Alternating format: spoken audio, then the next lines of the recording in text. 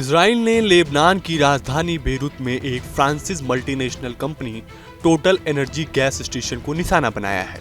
Israel की ओर से यह हमला ऐसे समय में किया गया है जब फ्रांस के राष्ट्रपति इमैनुअल मैक्रो और नेतन्याहू के बीच जुबानी जंग चल रही है। रिपोर्ट की माने तो बेरूत के दक्षिणी उपनगर में फ्रांसीसी कंपनी टोटल एनर्जीज पर इजराइल ने हवाई हमला किया है। जानकारी के अनुसार इस हमले के बाद स्टेशन पर बड़े पैमाने पर आग लग गई। हालांकि किसी के हताहत होने की जानकारी सामने नहीं आई है। हाल ही में इजराइल के प्रधानमंत्री बेंजामिन नेतन्याहू ने कहा कि सभी सभ्य देशों को इजराइल के साथ मजबूती से खड़ा होना चाहिए क्योंकि वह ईरान के नेतृत्व वाली बर्बर ताकतों से लड़ रहा है।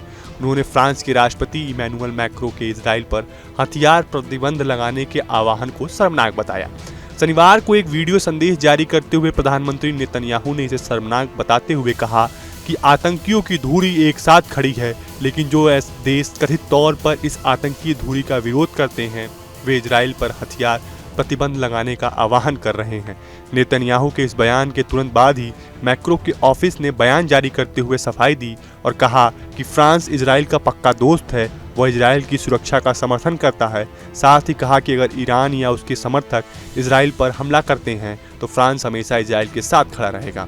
नेतन्याहू ने कहा कि ऐसे समय में जब इजराइल ईरान के नेतृत्व वाली बर्बर ताकतों से लड़ रहा है, सभी सभ्य देशों को इजराइल के साथ मजबूती से खड़ा होना चाहिए। फिर भी राष्ट्रपति मैक्रो और कुछ अन्य पश्चिमी नेता अब इजराइल को हथियार देने पर प्रतिबंध लगाने की मांग कर रहे हैं। उन्हें शर्म आनी चाहिए।